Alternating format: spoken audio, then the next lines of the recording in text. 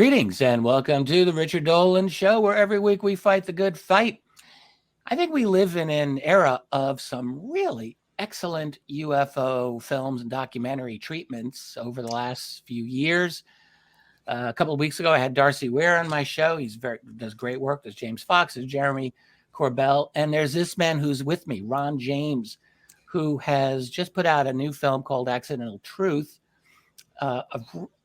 I must say, an outstanding documentary on the current aspects of the UFO phenomenon. Disclaimer, he does have me in there, but he's got a lot of other people in there who do fantastic work. So let's get into it. Ron, thanks for being here. Welcome to the program. Richard, it's always an honor. Thank you. It's mine, and I'm just very glad that we can have this chat about your film.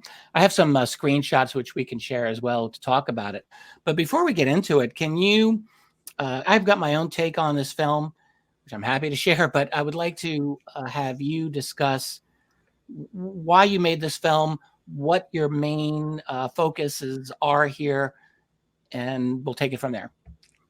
Well, at the very beginning of the film, one of the very few times when you see or hear me, I say, I'm sitting in rooms with these guys that have run secret weapons programs and held closely controlled secrets and interrogated terrorists.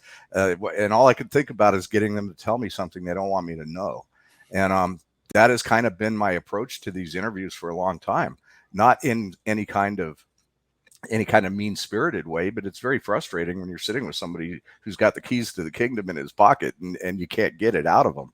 So Accidental Truth is called that because a lot of times it's what they didn't say or it's what they said by accident that really help us to connect the dots and tell the story with some level of convincingness. So that's why it's called that. And I set out to make a movie again after I did the last one in 2012. And I just wanted to make sure that it moved the ball. There's a lot of films out there that say a lot of stuff, but there's not a lot of proof that comes with it.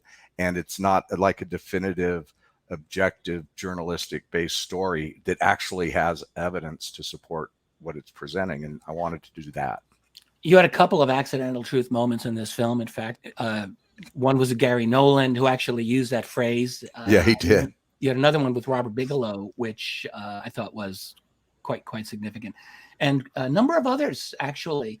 If I were to hazard to say what I thought was probably the single most interesting focus of this film, broadly, I would say that I think each of the leading filmmakers in the UFO UAP field have their own thing, and I feel like you hit the kind of political cover-up overtones very, very well here, and specifically with a focus on retrieval of exotic, that is alien technology, crash retrievals. And when I watched it, I have to say I wasn't expecting that much of a deep dive that you did into the whole crash retrieval phenomenon. And frankly, I have to say I was very gratified to see it because there's not enough. I mean, we had the New York Times, we had Leslie Kean, Ralph Blumenthal a couple of years ago. They came this close to discussing the reality of crash retrievals in a New York Times piece. But I don't know, am I wrong? I think there's just not a lot of discussion on this, and it's super important. And I was just very glad to see that you went really deep. You had Michael Stratt talking about this. You even discussed a FOIA request by Anthony Bragalia from just recently, and that came out of the blue. I was really glad to see that. So that was my take. And then you had a nice discussion with Lou Elizondo about the back end of what was going on with the OSAP program, how it became ATIP, the connection with Bigelow, the connection with MUFON back in those years as well. All of that I thought very interesting. And since I'm on a roll here just discussing your themes, I will also hazard to say your whole delving into the fact that we are in a new narrative with the UFO/UAP subject struck me as especially important. I dumped a lot in your lap just now, but sure. Wherever you'd like to go, let's go. And I have a couple of screenshots here, which we can share just to spice it up with some visuals. Thank you. Yeah, at the core of it all, this is a film about the fact that we're being told a story that we were told 70 years ago, almost verbatim. I mean, you'd think that they could afford to hire a new screenwriter, but it seems like they just hacked it out. That the UFOs are not ours, blah, blah, blah. We're committed to investigating them. Yeah. We got that same stuff from the Air Force years ago, 70 years ago. And this new narrative is whitewashing this entire period between Project Blue Book and when the Bigelow research started at Bigelow Aerospace. And it's during those years that they made these discoveries, and that they were back engineering this stuff, and they were examining this technology. And instead, they're creating a whole new story about where it came from, when it appeared, and how it came to be. And, as you said in the film, that's to avoid culpability. But the fact of the matter is, we really need to hold these guys accountable for the truth. And this new story, even though it's going to lead to some kind of disclosure, it's not the truth. And so the film is really about examining those years and laying out a case as if I was an attorney in front of a jury, Yeah. presenting the case for crash debris. And I think we build a fantastic circumstantial case. The Debrief magazine said it's the best case yet. And that's what I wanted to do is everything in the film is based on facts. It's based on government documents. It's based on cross-referencing things to come up with pretty much an inescapable conclusion. And it's based on the comments from people who really know. I've got Chris Mellon in there all but admitting there's crash debris. I've got Ralph Blumenthal talking about that story and where it came from. So it's like every time there's something in the film, it's like, well, let's talk about the theory of advanced technology like wormholes that they were supposedly studying. Well, okay, let's bring in Dr. Michio Kaku to comment on all this technology. So it's almost like I got very lucky to get the best people to come in and be a part of the cast. You had Michio Kaku in. You made you had a lot with him, and I thought that was great, actually, because he seemed to provide a kind of scientific. He was like the scientific support team to just remind people that these technologies that we have reported for decades and decades are actually not necessarily impossible. There are genuine scientific foundations for a lot of this, and I thought that was great. Can I ask you? But we don't have them yet. And, that's the other thing you brought out is, yeah, this is possible, but we can't do it. Well, yeah, I mean, I really wonder how far. Like, you actually made a couple of statements in there that did indicate that we might be. I'm sure there have been some breakthroughs within the Black Market Warlines, sure. But yeah, to duplicate what the aliens are doing, I do think you made a pretty good case that we're not at that level. Whatever level we are at, there's a whole gradation there where we might be. So I thought that was interesting. I want to ask you first about this new narrative. And in fact, this is a screenshot from your film. And I thought you characterized it very well. And this is something that's near and dear to my heart, because I think this is a real problem as well. And one of the things you did in the film is you juxtaposed the statements that were made by, I think, Ronald Moultrie a little over a year ago during the UAP hearings then. And then you go back to 1952, quoting United States Air Force General John Alexander Samford at that famous press conference that he gave, where he said essentially the same things. And in fact, I might say that Samford was a little bit more forthcoming than Moultrie and Scott Bray were a year ago, or most recently, Sean Kirkpatrick, who just did his thing a month or so ago. I think Samford might have been a little bit more forthcoming, but essentially it's the same thing. And so it's like, where are we? So can you describe the new narrative? What is it, and why is it a problem? Well, basically the new narrative is saying that, yes, excuse me, yes, these things are real. We don't know what they are. They might be a threat, and we're committed to examining that threat. And there was no official government programs on UFOs from the end of Blue Book all the way to the beginning of what we know was the origin of ATIP, which was Bigelow's original program that came out of the National Institute of Discovery Science. So okay, whitewash all of that, and now this is all new. And it's like, but it's not new. Yeah. And then, that we're committed to getting to the bottom of it. these are verbatim, and the film points it out by actually showing this and comparing what General Sanford said 70 years ago to what was just said at these recent hearings. And it points out that we're being told the exact same story, and it doesn't pull any punches. You can't argue with it. It's right there in front of your face. And so why are they doing this new narrative? And we all agree, especially like you and I have talked about it, people in the field, that they have to bring some of this information forward because it's going to have to be in the vernacular at some point. But how do they do it, and how do they get away with all the things that they've done since the first official cover up of the issue back in the 40s or before? And so, I think that the whole Bigelow program and ATIP and everything else is being used as a vehicle to bubble to the surface these stories about materials and stories about technologies and make them look fresh and new, when really it's just a method for getting stuff to the forefront that has been percolating along in ways that they cannot admit. So they've created this whole new narrative and this whole new scenario basically to bail themselves out and still have some form of truth and disclosure, which I think there's probably a few reasons that they're pushed to do that right now. Yeah, it is interesting. I agree with you on this 100%. It's like the new narrative is essentially is UFOs without the history, and nothing from the 20th century. It's just all been eliminated, and that's a lot of history. So I think we're definitely seeing that. You talk a little bit in the beginning, particularly about the formation of TTSA with Tom DeLonge, Chris Mellon, Lou Elizondo, and that whole team. And I thought that was interesting. And I guess I would like to ask you, what is your take on their mission, their significance? What were they really trying to do? Were they a separate faction? Were they always in bed with the intelligence agency as a ruse? Were they used by the intelligence agency and the national security community as a tool, maybe wittingly, maybe unwittingly? Well, it gets very complicated. Yeah. It gets very complicated, and I can only have an opinion. I can't state this as fact because we all watched it unfold. And what we're seeing in the public unfold is really evidence of a very big behind the scenes chaotic battle between different factions that want this information out and factions that don't.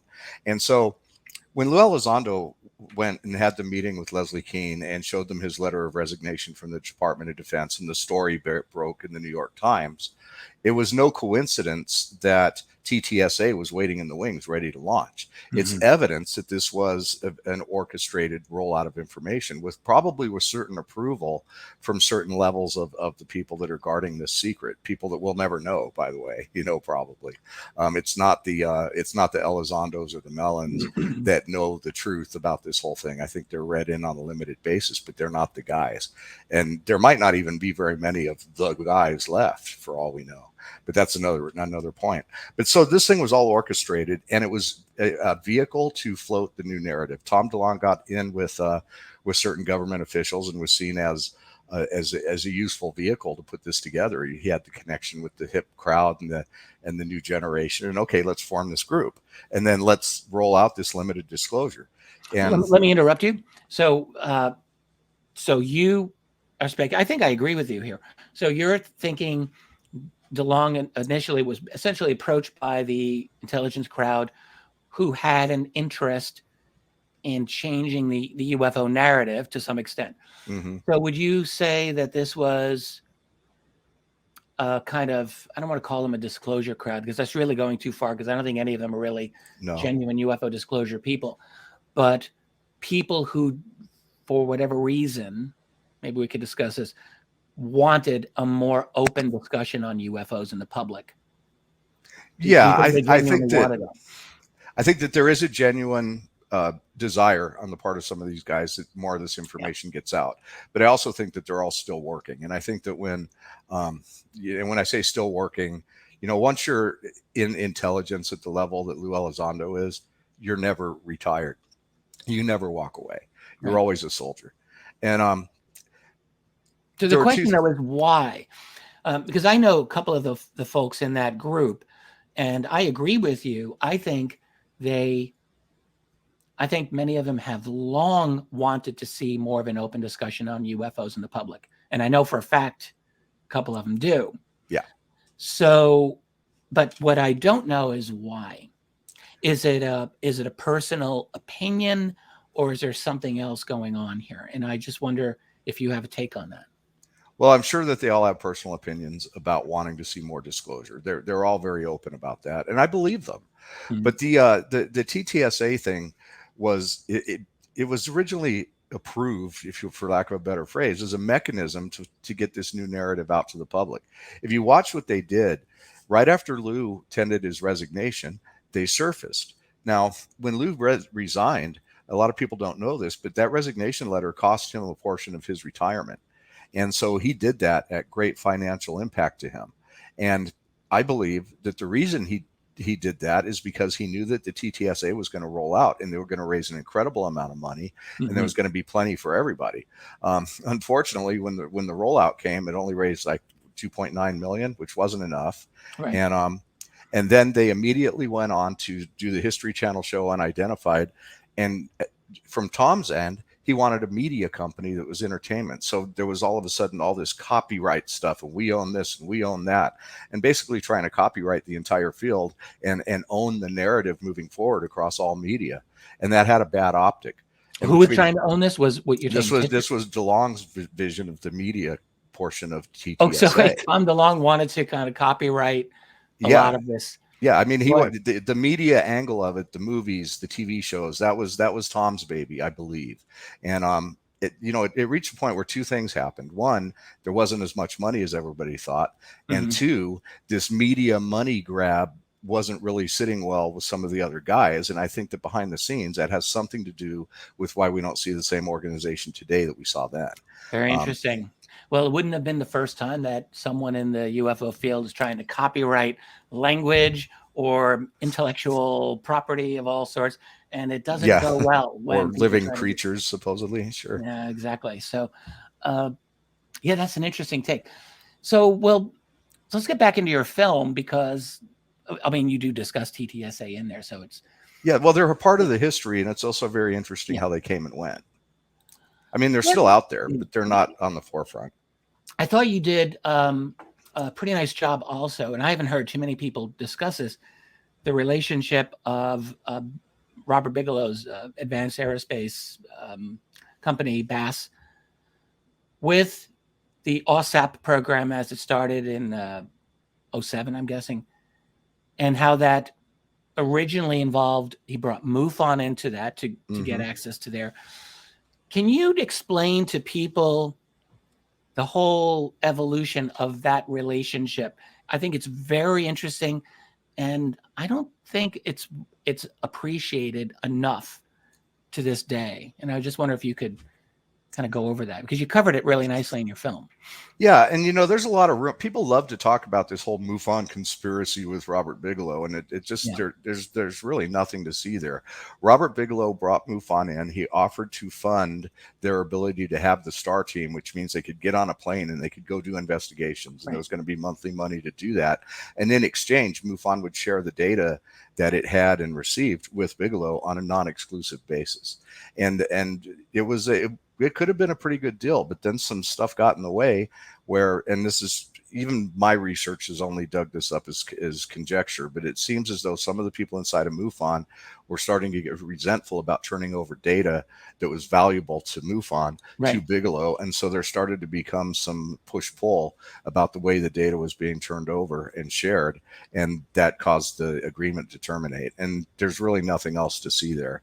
I remember this very well at the time. And there was always, this subterranean, like not subterranean, there's a lot of open criticism within MUFON about this. It's like, where are the sightings going? What's Bigelow's real interest? And their accusations turned out to be totally correct back at the time, saying he's clearly working with the government. Yes, he was. And so I think it did cause a lot of unhappiness within MUFON. So we brought in the guy that ran the program to say, yes, we did not know that the funding was coming from the Defense Intelligence Agency. We suspected, Richard Long. but we didn't know. Yeah. And so again, we go right to the source. Let's talk to the guy that was there. You did, and I mean, personally, I'm not faulting Bigelow for establishing that relationship.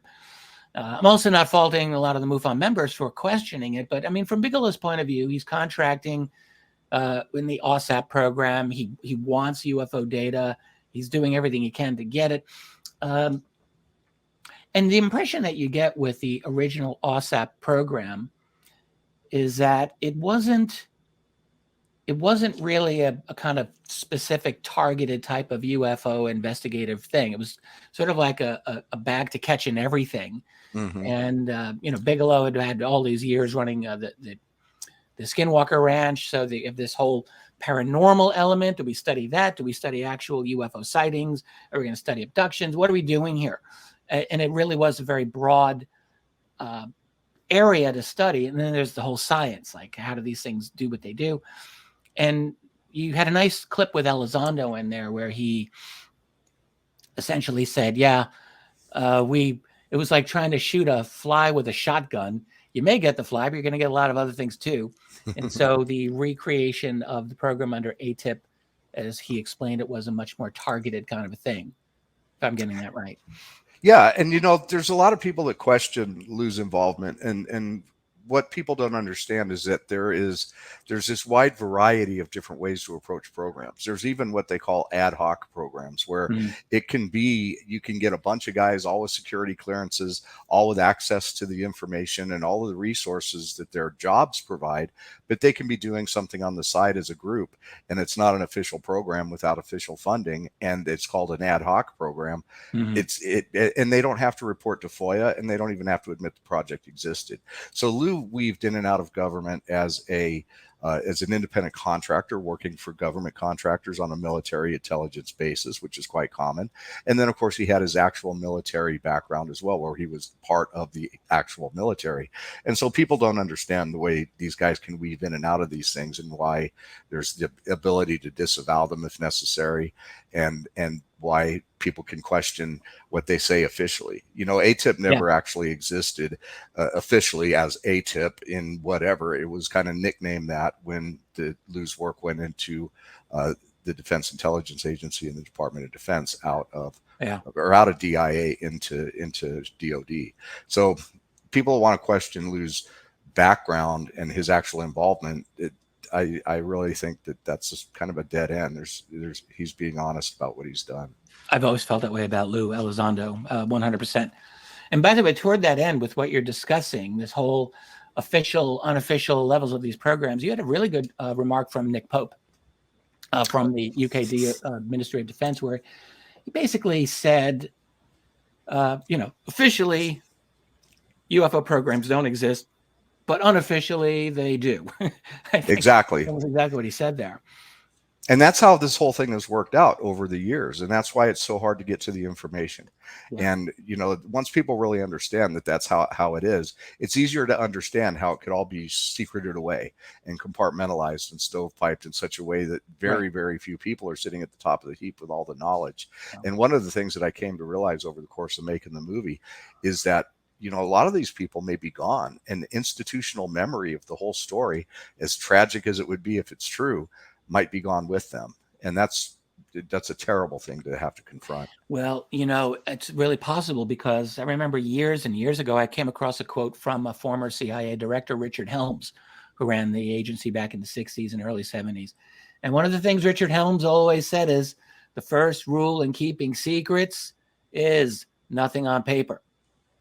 And that's been a rule for a long time. And so you have to wonder, a program like what we're talking about here, a UFO, UAP, and we're going to get into the materials as well in a moment, Sure. But like you're running that program, you have to ask yourself, how do we keep this thing secret? Okay, one is we make them unofficial programs. We don't have anything official on the record. Check. But another thing is, you really have to wonder how much written documentation there is. I assume there has to be some to discuss the science, to discuss progress on whatever they're doing. But I got to think that they are really good at document destruction. As soon as they Uh-huh. don't need something, it's probably gone. Which is a tragedy. I interviewed Colonel John Alexander over the years, and I like John a lot. Him and I talk. Um, I've got a I think pic. he hates me. I designed a T-shirt that says Dulce Excavation Company, like it never happened, Uh-huh. and I've got a picture of him wearing it. So he's a sport. But Good. when I asked him over the years about programs, when I first interviewed him, he's like, "There are no programs." But in reality, we found out years later he was running one, and now he's willing to talk about it. But I asked him point blank if there's any kind of written record of the theoretical physics working group, which is him and Put Off and a lot of the regular players. And he told me, no, but it was one of the rules. We didn't keep any written records. Well, then, through Melinda Leslie, I was able to obtain actual notes from the initial meeting, along with Yeah. the security pass where the guy can prove that he was at that room in BDM. And Yeah, I didn't that's say Jack Howe. anything. Melinda nailed it. She made a huge score with that. Yeah, and I didn't tell John that I'd acquired those documents, so he didn't know until the film came out. So that was awkward. But yeah, so the idea that this stuff can just be gone, I mean, that's awful. But like with the Blue Room, the film, and what happened Oh to yes, that? please talk about this. I have to tell you, this was something that I did not know. I did not know the fact that you mentioned. So just to give a recap, because this is getting us into crash retrievals, which is really, I think, where The we crux want of to the go, film, because sure. it's the core of what your film is. But one of the things that you discuss is the famous, infamous Blue Room at Wright-Patterson Air Force Base. This was discussed by Senator Barry Goldwater a number of times. Goldwater was a friend of Air Force General Curtis LeMay, famously asked LeMay in the mid-'60s if he could. You get a great clip of Goldwater talking about this. Can I go to the Blue Room where they supposedly have alien technology? And he said, LeMay was my friend, but that was the only time he ever cussed me out and said, don't ever ask me that question again. And then what you reported was that there had been video or film taken of this room and what was in it, and that the film was destroyed. Yeah, there was a lengthy process, and I can't remember the guy's name. It's in the credits or somewhere in the film. A lot of times these guys that went out and got the FOIAs, I didn't put their names in there just because it's Yeah. on the documents, but I Yeah. don't want people being chased. But this That's one right. This guy, was the result of a FOIA request. That's how we yeah, got but the it information. was a convoluted FOIA request loop. At first, all information was denied. And then and the guy just kept being very persistent. And finally, one department within the Air Force said, well, maybe there's something over at the media guys. And they sent it. And so this guy sent the petition to this particular Air Force media That makes office. sense. And they Yeah. had records of Project Blue Room being a film that did exist, that came from Wright-Patterson, and that it was destroyed, and it had the date that it was destroyed. Now, 1965, I believe. yeah. Now, whether or not it was really destroyed, we hope it wasn't. But from what I've started to learn about the way these guys operate, it might have been destroyed, which is Yeah. awful. Oh, it's terrible. Although you got to think there's probably a copy floating around in someone's attic. That would be nice. I wouldn't be, but that was a very interesting little bit of data. I'd not heard of such a thing. There's people that have watched this movie, especially the hardcore UFO community, that like some of the comments I see on Facebook and stuff. Oh, it's just the same old stuff. And I'm here to tell you, if you think this movie is the same old stuff and there's not new information in there, you must have fallen asleep in the first 10 minutes, because this thing is an onslaught of stuff that I guarantee you most people, even in the UFO field, do not know. I And agree it's with stitched that. together in such a way that it tells a very convincing, compelling story. So I wish the guys that people watch the first 20 minutes of it and they're like, oh my God, Roswell again. I had to make it a self-contained film. So it had to contain a bit of a history lesson. But I even tried to keep that stuff fresh. I mean, we had this interview with Edgar Mitchell. You had Mitchell. You had some really great images through Michael Schratt and the artist Tom Bogan, which I've got one of those here. I want to share with you. There was I think, there's a bunch of trailers for your film on the MUFON YouTube channel. Sure. And I was looking at one of the viewer comments and I thought, what is wrong with these people? I'm just going to say the person I've got it here. person says, what I got from the movie, we found ancient planes made by some advanced culture on Earth sometime in the ancient past, and we've been back engineering them. And I'm like, what? Like, none of that is in this film. I'm like, what was this person smoking? What drugs were they using to get them this conclusion? I didn't see any of that. And I was just wondering, I read this before I watched the movie, and I was thinking, is Ron really going there? No, Ron is not going there. That's not what this was at all.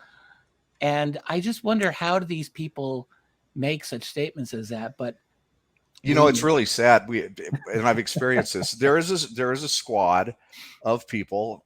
Some of them have other movies out, and they're really unethical about the way they do things. And some of them are just haters in the UFO community that dive on everything. Yeah. But my movie got 6 1-star ratings on IMDb before you could even watch the movie.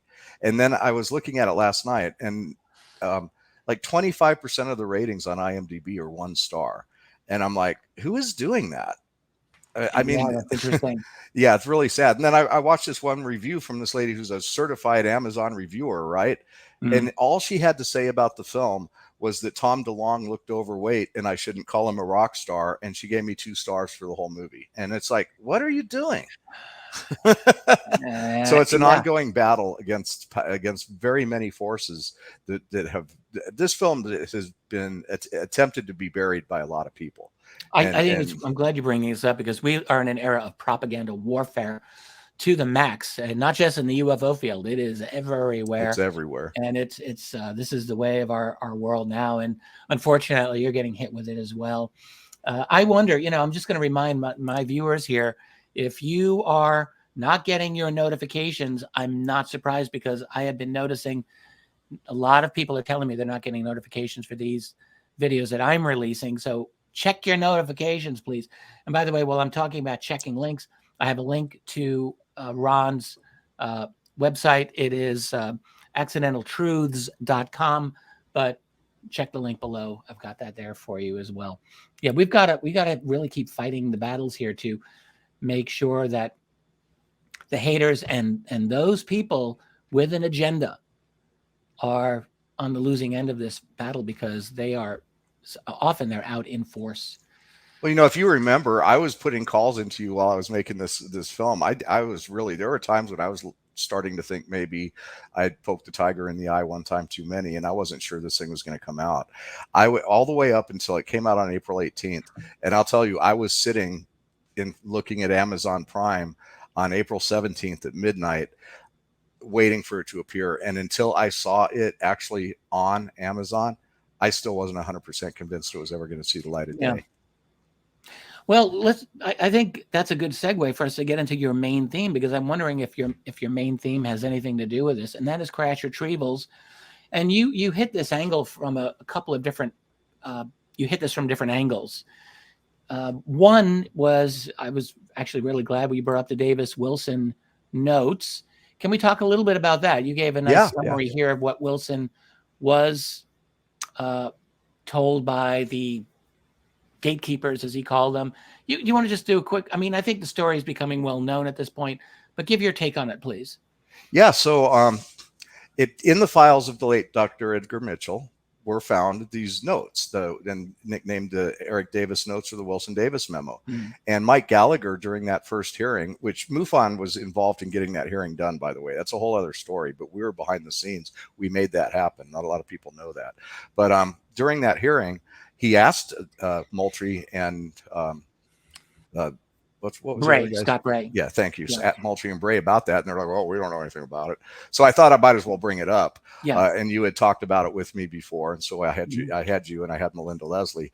It was notes about when Admiral Thomas Wilson was told by people that had approached him about this whole ET aspect of it all. And he decided to go ahead and have an investigation. He was approached by, I think it was Edgar Mitchell was part of the committee. Some people went Correct. to him and said, "Hey, you got to know about this." So he investigated, and he was denied access. He wasn't told that this stuff didn't exist. He was told that he wasn't able to access it, even though legally he should have. And it really kind of stuck in his craw. And so we have the notes of this meeting where he shared the story with Eric Davis, who's on the record as pretty much saying that we have crash debris in UFOs. And I've got and Davis's quote here. So Wilson, you're right, denied the meeting. Of course, well, he has to. He denied the meeting with the contractors. Yeah, he always did that.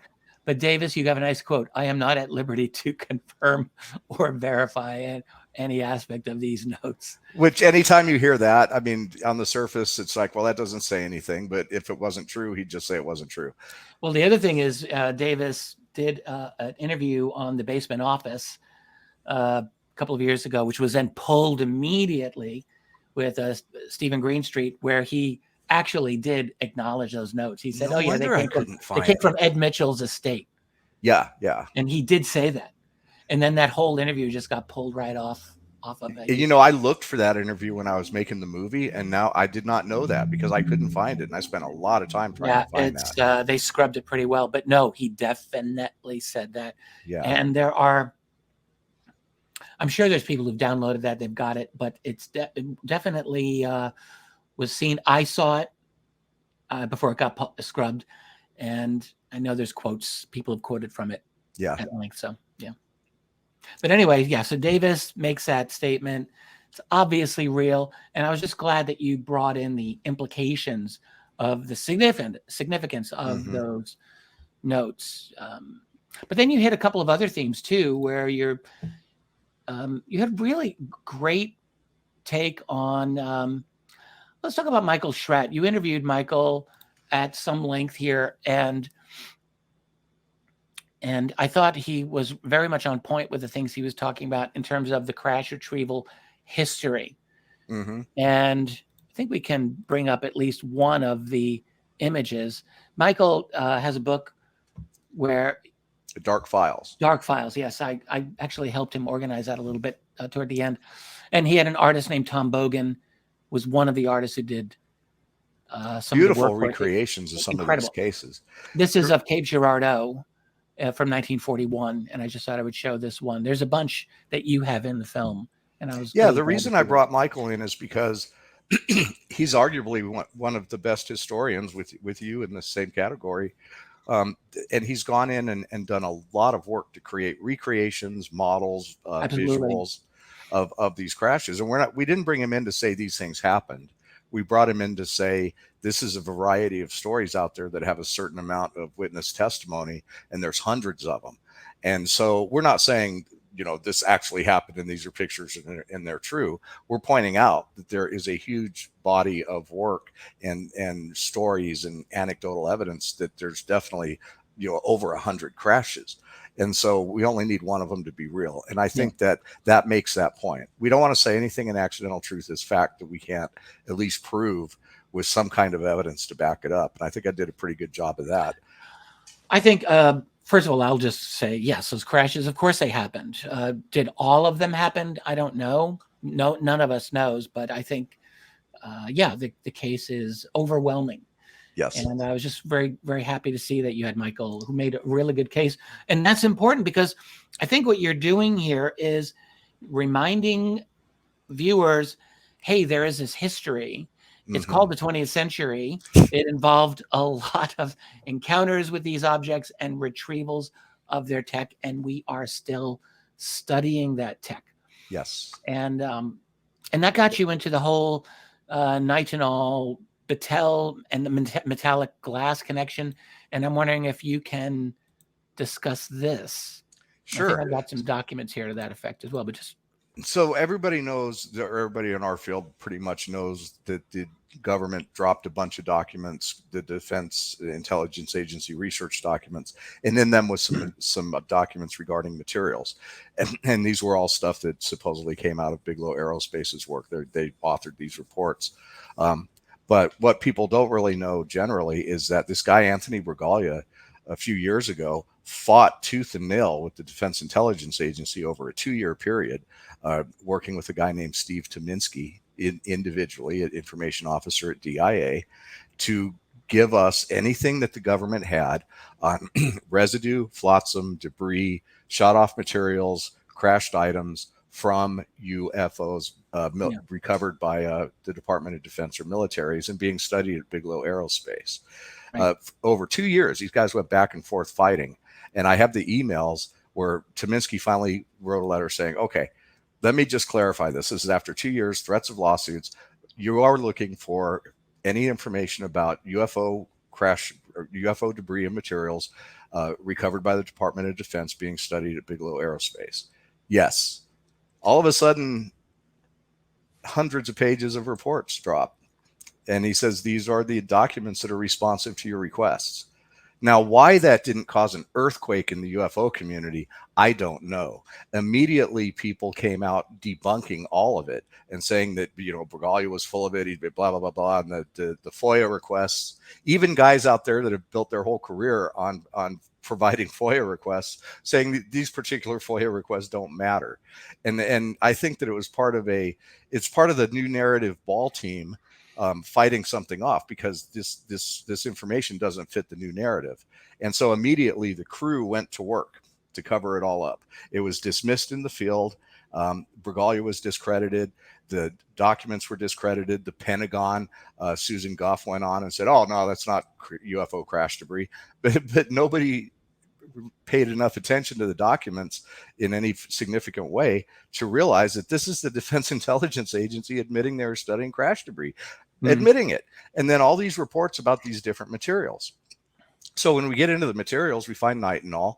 And, you know, there's a lot of work that's been done to trace the fact that its origins are pure fiction from an official standpoint.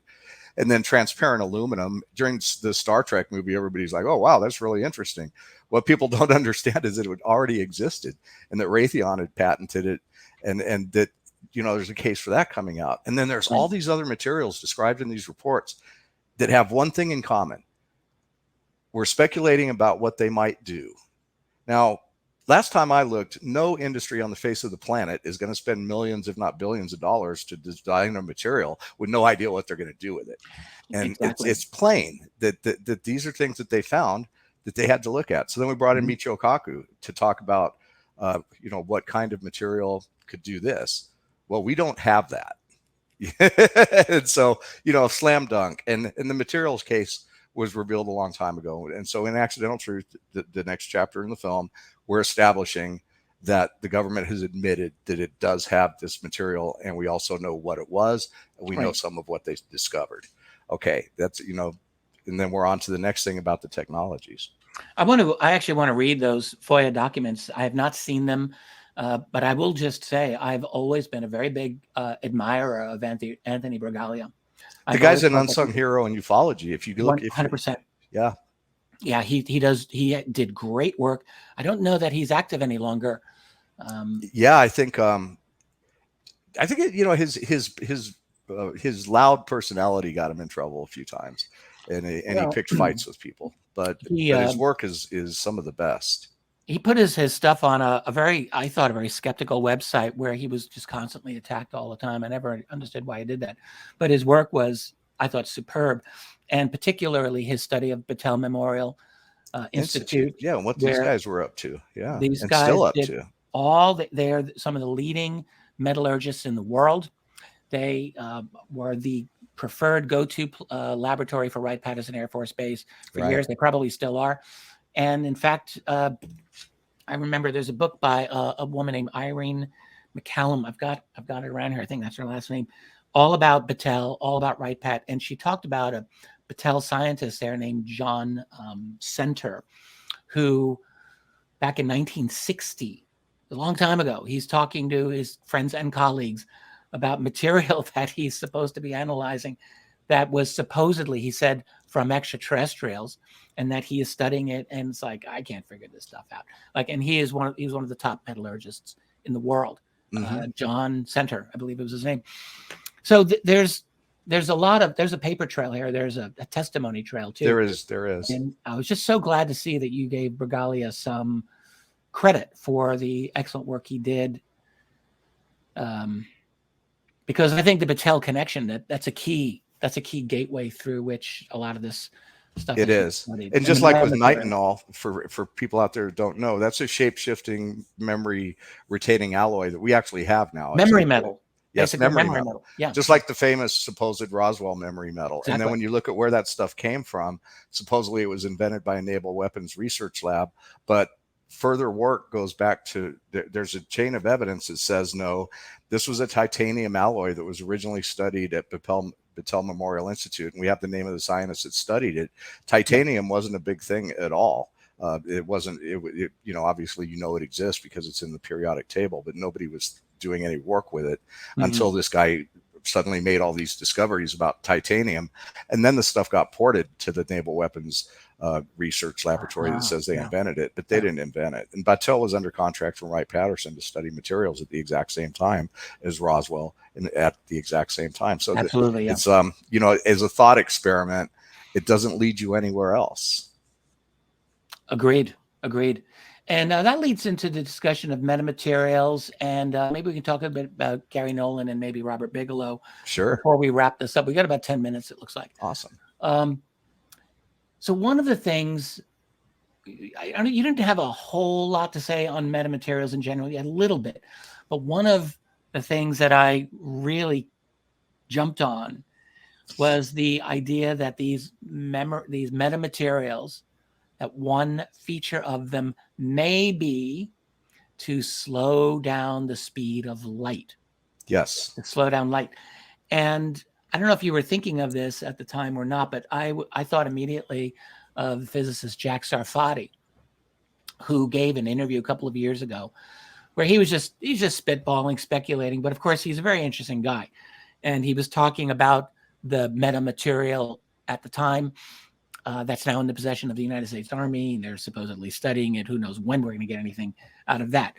But the idea of the memory metal, this material slowing down light, if it was the part of the exterior of a craft, for example, what he was speculating is, look, the ability to create like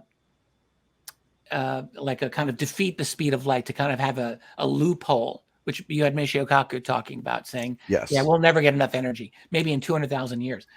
Yeah, he says we can do it in experimental frequency ranges, but we can't yet do it in the optical range, which means... Yeah, go on. I'm sorry. Oh, well, that just means that, you know, that this is material that may induce invisibility. But again, the fact that it may do it means that they didn't make it and they don't know what it does. And then Kaku chimes in with, well, that technology is possible, but we're not going to have it anytime soon. Yeah, but. Yeah, no, we have it. Sarfati actually said, look, if the reason that everyone says that we can't do these things, we can't bend space-time because there's not enough energy, he says, that's because you're looking at the equations the way we've got them now. But if you change one of the parts of the equation, which the speed of light is a critical part of the equation, then maybe you don't need all that much energy. That was his point.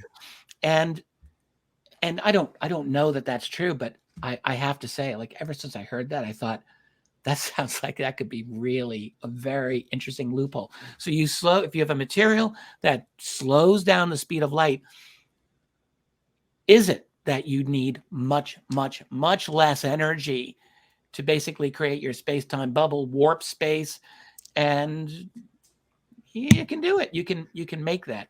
So here's a quick sidetrack example. You know, the idea that they're going to take this information, they're figuring out ways to bubble it up to the public that frees them from accountability.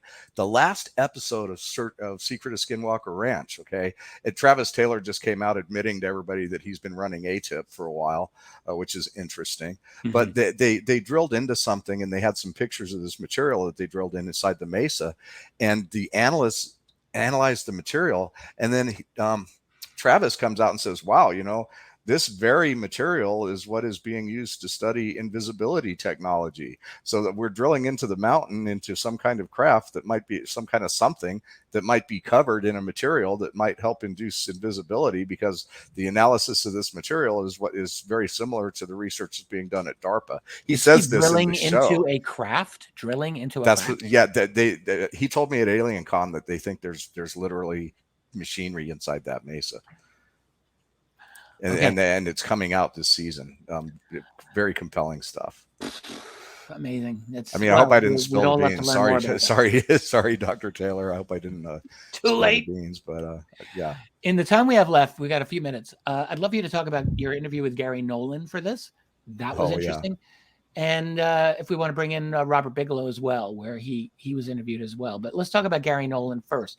So essentially, you had Gary Nolan essentially saying things that I think he didn't mean to or want to say originally, and he didn't go over the line, but he kind of sort of almost did.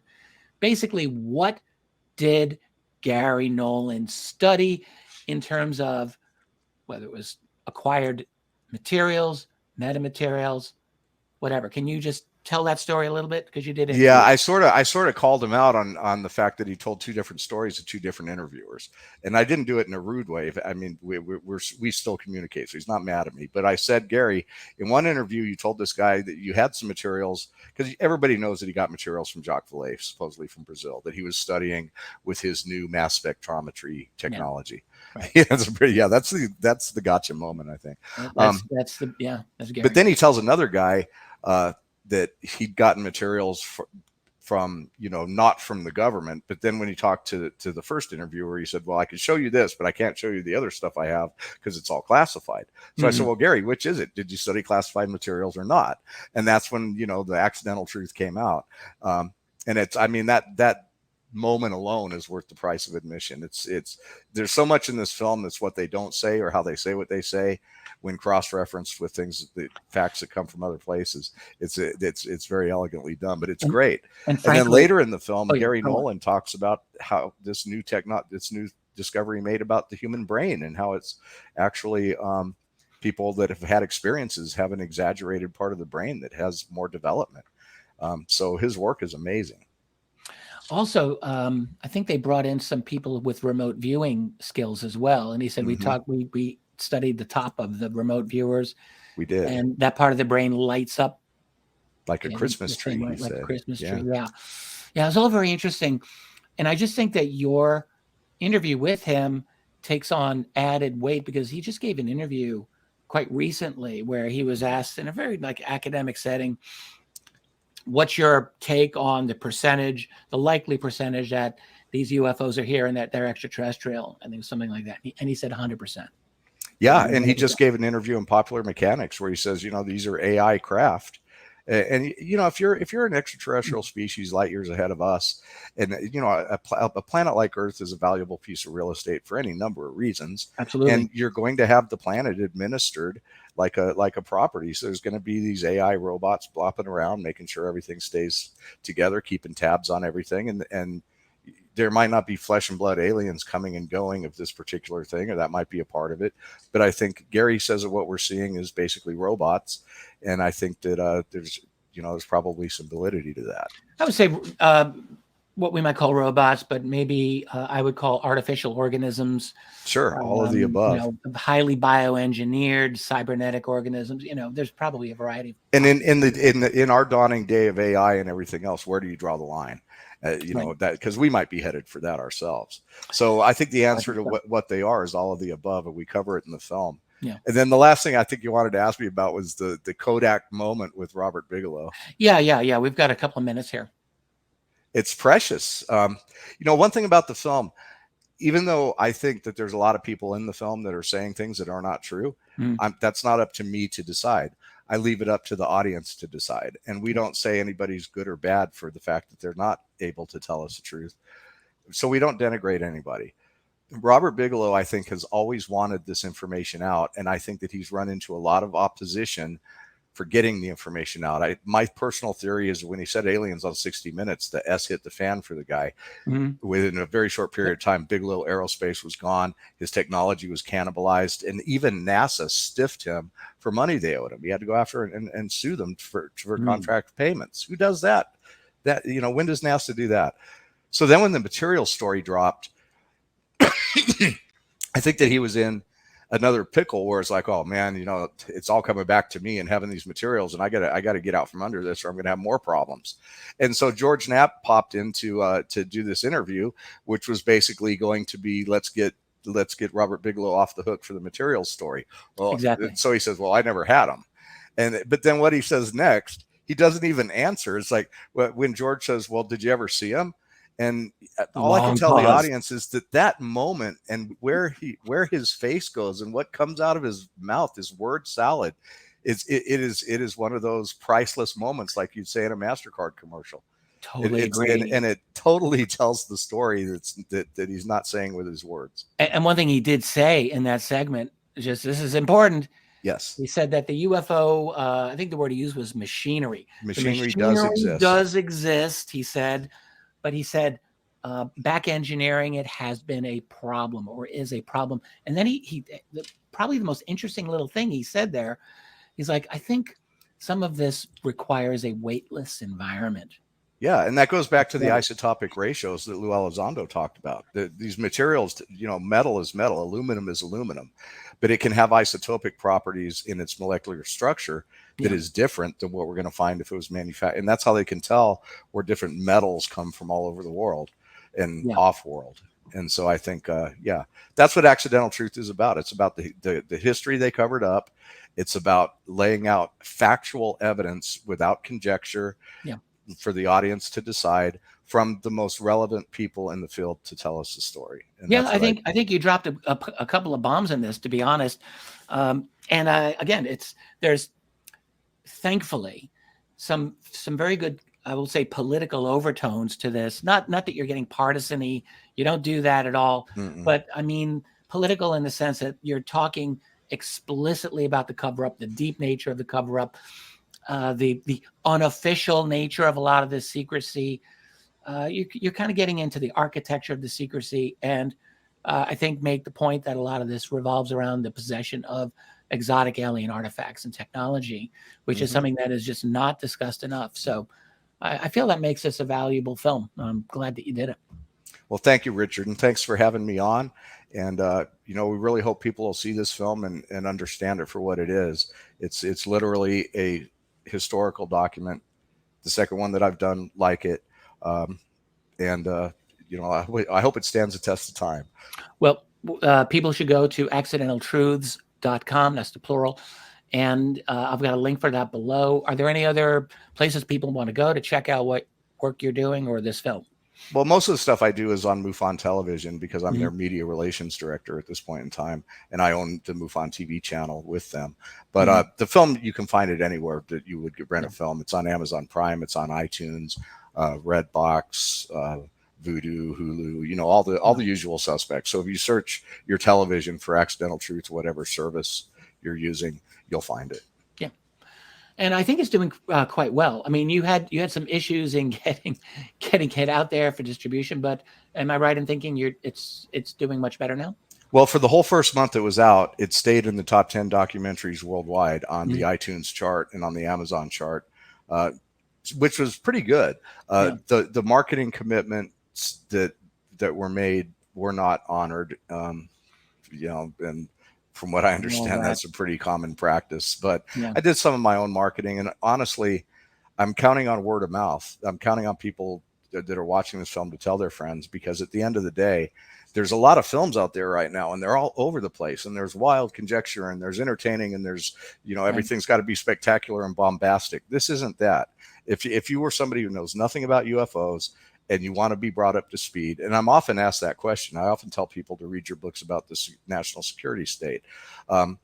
This is one film that you can come in as a complete novice and have a pretty good idea of what's going on by the end. And it's also a film that if you're a UFO person that's really into the topic, you will find new things. And for the people that say there's nothing new in there, please watch the whole thing. I I can understand the definitely vouch for history that. lesson at the beginning, but Yeah. bear with it. I can vouch for that. There was quite a bit, a number of facts in there that I had not known, and it was very interesting. And coming from this guy, that means a lot. I mean, this is the preeminent historian in the field. And so thank you, Richard, for saying that. There's always more to learn, and that definitely applies to me as well as anyone. So Ron, thank you for being on here. I've very much enjoyed chatting with you about this film. I hope it continues to do well. And again, I will encourage anyone to check the link below, accidentaltruths.com, for the movie Accidental Truth. And a great movie. We forgot to mention it's narrated by Matthew Modine. Shoot, I'm sorry, Matthew. Oh yeah, who did that? He was in Stranger Things. Was that? Yeah, him? he played Dr. Brenner in Stranger Things. He was Joker in Full Metal Jacket. And get this, you will especially appreciate this. I'm sorry to go over the upcoming movie Oppenheimer. Matthew Modine is playing. Are you ready for this? Who? Vannevar Bush. Wow. Very good. Yeah, I had breakfast with him when we were in New York recording the thing, and he said, "So what are you playing in Oppenheimer?" And he's like, "I'm playing some guy named Vannevar Bush." Some guy named. Dude, you do understand that he is rumored to be one of the members of the original MJ-12, and Matthew's was MJ1. Yeah, yeah, exactly. So that's just supposedly one of those weird synchronicities. We got a guy who played a scientist running a secret government program narrate my film, and then he goes on to play another scientist running a secret government program. So it's just like Matthew Modine was ordained by the universe to narrate this film, and he does a fantastic job. Yeah. We've won 12 major awards for this. Literally every competition we've entered, we've won or placed. Very good. Well, that's awesome. So Ron James, thank you again for being here. It's an absolute pleasure. And I will see you in a week. Yes, at Contact in the Desert. Contact in the Desert. Hey, will you come to the workshop? We're going to do a little Q&A before the film starts. And I'm trying to get as many people that are in it as I can. I'm going to say probably. I don't know. I will do my best. Oh, yeah. You're not going to be busy at Contact. We'll discuss. Awesome. We'll discuss. Thank you, my friend. Thank you. And I want to thank all the listeners and viewers all of who are you here with us. Yes. And again, we will be back. Check your notifications. If you like this video, like it, share it, subscribe, all of that stuff. If you like what I do, go to my website, richarddolanmembers.com, where I do this kind of stuff all the time. And let us keep fighting the good fight. I'll see you all again really soon. Bye for now. Later. Thanks, everybody.